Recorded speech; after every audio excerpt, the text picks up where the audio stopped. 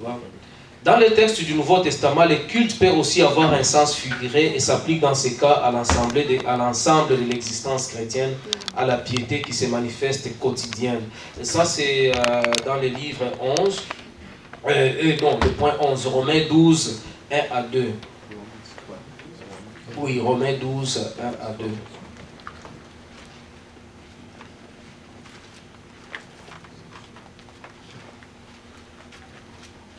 Je vous exhorte donc, frères, par les compassions de Dieu, à offrir vos corps comme un sacrifice vivant, saint, agréable à Dieu, ce qui sera de votre part un culte raisonnable. Voilà. Donc, tout ceci, comme l'auteur le mentionne ici, donc dans le texte du Nouveau Testament, le culte peut aussi avoir un sens figuré et s'applique dans ces cas à l'ensemble de l'existence chrétienne. Donc, nous offrons nos cœurs comme nos corps ou nos cœurs comme sacrifice de louange. C'est un culte aussi. C'est un culte et c'est là chaque jour de nos vies, quoi. Le culte peut aussi se rapporter à la dévotion individuelle envers Dieu. La dévotion individuelle aussi, chaque jour, quand nous allons dans notre lieu, dans nos lieux secrets où nous invoquons, nous prions au Seigneur, nous élevons nos louanges à Dieu.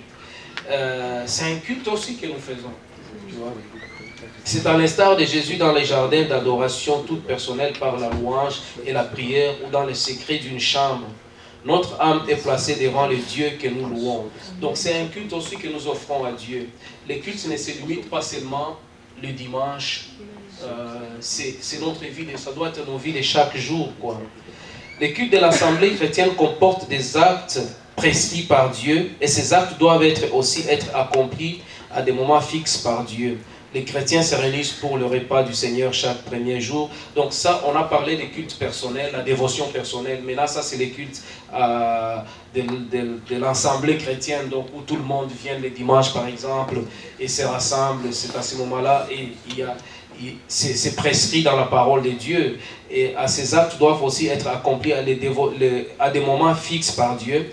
Les chrétiens se réunissent pour le repas du Seigneur chaque premier jour de la semaine. C'est au cours de cette assemblée du premier jour de la semaine que se font les collectes, les offrandes et tout. Le point 16, c'est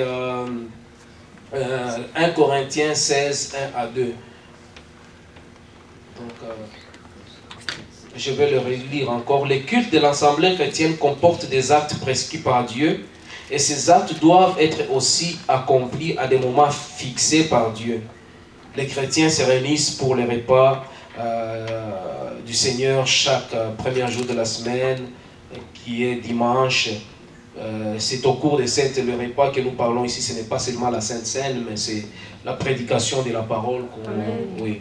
C'est au cours de cette assemblée du premier jour de la semaine que se font les collectes, tout. Nous pouvons les lire, voir 1 Corinthiens 16, 1 à 2. Tu peux nous afficher peut-être sur l'écran. Pour ce qui concerne la collecte en faveur des saints, agissez vous aussi comme je l'ai ordonné aux églises de la Galatie. Que chacun de vous, le premier jour de la semaine, mette à part chez lui ce qu'il pourra, selon sa prospérité, afin qu'on n'attende pas à mon arrivée pour recueillir les dons. Voilà. Ça, ce ne sont pas, si on le fait, ce n'est pas par accident ou par hasard, c'est prescrit dans la parole de Dieu. Amen. Tu vois? C'est prescrit par la parole de Dieu. Maintenant, les mots qui décrivent les chants dans les cultes chrétiens. On va voir les mots qui décrivent les chants dans les cultes chrétiens. Le Nouveau Testament emploie principalement 3 mots ou 3 verbes pour décrire le chant. Nous allons voir dans le grec ado, qui veut dire un chant. Éphésiens 5, 19. Il y a 5 versets dans le Nouveau Testament. Il y a environ 5 versets qu'on donne, qui fait mention au chant, quoi, qui est ado dans le grec, quoi. Ado dans le grec. Éphésiens 5, 19. Entretenez-vous par des psaumes, par des hymnes et par des cantiques spirituels, chantant et célébrant de tout votre cœur les louanges du Seigneur. Donc ce n'est pas par hasard qu'on chante dans l'église. Le chant a une place dans l'église. Donc ça signifie ado. Donc psalo qui veut dire psaume, Romains 15, 9, Ça, c'est le deuxième verbe que le mot décrive les chants dans les cultes chrétiens. Psalo. Je vais juste donner un verset, mais il y en a 5 versets qu'on donne. Psalo, Romains 15, 9. Tandis que les païens glorifient Dieu à cause de sa miséricorde, selon qu'il est écrit. C'est pourquoi je te louerai parmi les nations et je chanterai à la gloire de ton nom. Il est dit encore. Donc on fait mention du chant, quoi. Je te louerai donc par les chants et par les cantiques, quoi. Les païens glorifient Dieu à cause de sa miséricorde. 1 Corinthiens 14, 15, on peut voir aussi 1 Corinthiens 14, 15.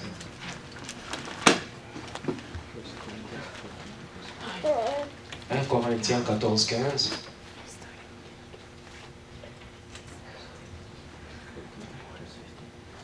Que faire donc? Je prierai par l'esprit, mais je prierai aussi avec l'intelligence. Je chanterai par l'esprit, mais je chanterai aussi avec l'intelligence. Donc on fait mention des chants dans tous ces versets ici.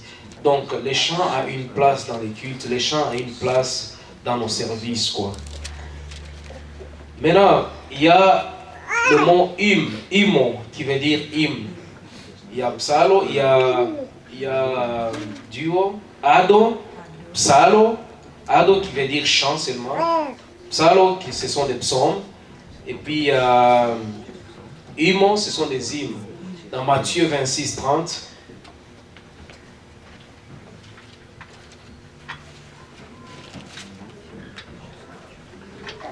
Matthieu 26, 30.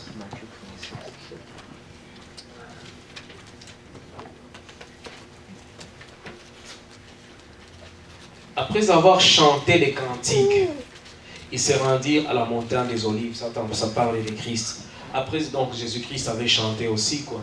Après avoir chanté les cantiques, ils se rendirent à la montagne des Olives. Donc, et maintenant, qu'est-ce que nous allons voir? Ces mots grecs ont des origines variées, mais ils s'appliquent indistinctement aux chants dans le Nouveau Testament.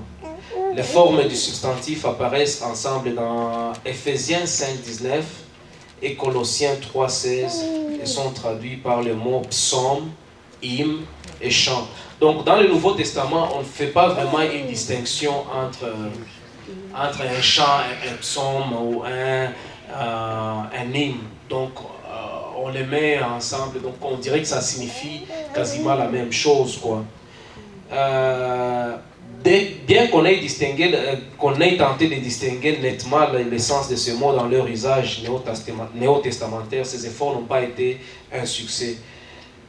Ça n'a pas été un succès, donc ils mélangent tout. On peut parler des hymnes, on peut parler des chants, on peut parler des psaumes, chanter des psaumes, chanter des cantiques ou des hymnes, tout ça. Donc on ne fait pas la différence, c'est là dans le Nouveau Testament. Ces mots ont bien entendu des origines distinctes. Ado avait l'essence de chanter, donc c'est juste chanter, ado. Et puis hymne voulait dire chanter une louange, chanter un louange. Et le psalo, ça faisait référence plus à l'utilisation aussi des instruments à cordes, quoi.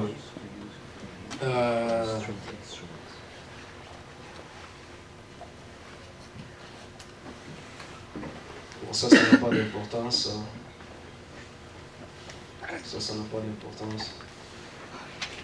C'est ça. Donc c'est ça la seule différence qu'il y avait. Mais dans le Nouveau Testament, on n'arrive pas à les distinguer entre chant, hymne et psaume, quoi. Maintenant, la nature du chant dans les cultes chrétiens, la raison d'être d'un culte par le chant. Les Écritures énoncent la raison d'être d'un culte par les chants. Et cette raison d'être comporte 3 aspects. En premier lieu, le chant nous permet d'exprimer les sentiments les plus profonds. Le chant est le langage de l'âme. Nous pouvons mieux nous exprimer par le chant que par de simples paroles, ce que nous ressentons profondément. Ce n'est pas par hasard qu'on chante à l'occasion d'une cérémonie de mariage ou au cours des funérailles. Les sentiments de joie ou de tristesse sont tels que parfois nous ne pouvons les exprimer que par le chant. Donc, ce n'est pas pour rien des fois qu'on voit les gens pendant les cérémonies des mariages, mais surtout nous dans notre culture africaine, nous chantons dans toutes les... Quand il y a la joie, nous chantons. Quand il y a les funérailles, nous chantons. Quand il y a ceci, il y a toujours un chant. Quand il y a ceci, il y a toujours un chant. En travaillant, nous chantons. Donc, ça exprime profondément ce que nous ressentons en nous. Ça peut être la joie, ça peut être la douleur, ça peut être la tristesse ou quelque chose comme ça, quoi. Et c'est pour cela, même, tu remarqueras même les musiciens, ils vont te dire qu'ils s'expriment. Des fois, ils composent un chant, ils vont aller chercher et ils s'expriment facilement à travers ce qu'ils chantent que de parler ou tu vois, ils s'expriment facilement, c'est là qui vient du profond de leur cœur par le chant. Donc, et même David, les psaumes, c'est vraiment l'expression du profondeur de son cœur. Donc, il s'exprimait facilement par le chant. Et il a écrit quasiment tous les psaumes, quasiment David. Et nous allons remarquer que Jésus chanta des psaumes avec ses disciples après avoir institué les repas. Et ça, c'est un bon exemple. Il nous est difficile d'imaginer quelle dut être la profondeur des sentiments à cet instant propice au chant. Donc, Jésus ici s'est préparé pour aller à la croix. Et après le partage, après avoir institué les repas, la Bible dit qu'ils ont chanté un chant. Ben, il est difficile d'imaginer l'émotion ou qu'est-ce que Jésus ressentait à ce temps-là et quel genre de chant qu'il a chanté avec les disciples. Donc, il y a Paul et Silas furent jetés en prison où ils chantèrent les louanges des dieux. Paul et Silas ont été jetés en prison et ils ont chanté, ils ont loué Dieu. Ils venaient d'être accusés, frappés, jetés dans une prison enchaînée. Des sentiments profonds devaient remplir leur cœur. Et ils chantaient pour exprimer ces sentiments. Donc à chaque événement, donc, il y a un chant qui s'accompagne. Jésus-Christ allait préparer son chemin de la croix vers la croix. Après avoir partagé le dernier repas avec les disciples, ils ont chanté un cantique. Paul et Silas se sont retrouvés en prison, enchaînés. Après avoir été accusés, tout. Ils ont été enchaînés, jetés en prison. Et ils avaient des sentiments qu'ils ressentaient à ce temps-là. Mais ils les ont exprimés à travers le chant.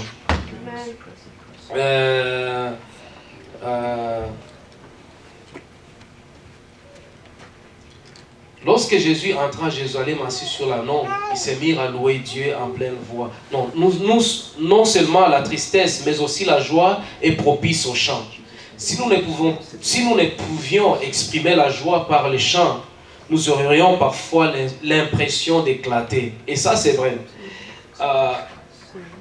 Je me rappelle souvent quand, dans les anciens temps, quand on allait dans les stades de soccer, si notre équipe gagnait, c'était les furies, c'était les cris de joie. Et ces cris de joie, cette émotion de joie, finissait toujours par un chant. Et les gens, ils créaient des chants comme ça, là. Ou bien, Saputo, Lélé, comme les cris de Saputo à Montréal, ils vont commencer à chanter et pour exprimer ce joie-là. Et l'auteur nous dit que s'il n'y avait pas cette expression des chants, pendant cette période de joie-là, les gens pouvaient s'exploser, quoi.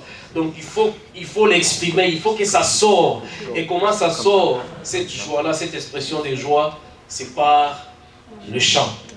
Les gens chantent. C'est pour ça que dans des événements, que ce soit les hockey ou quoi que ce soit, les gens chantent toujours pour s'exprimer, quoi. Puis,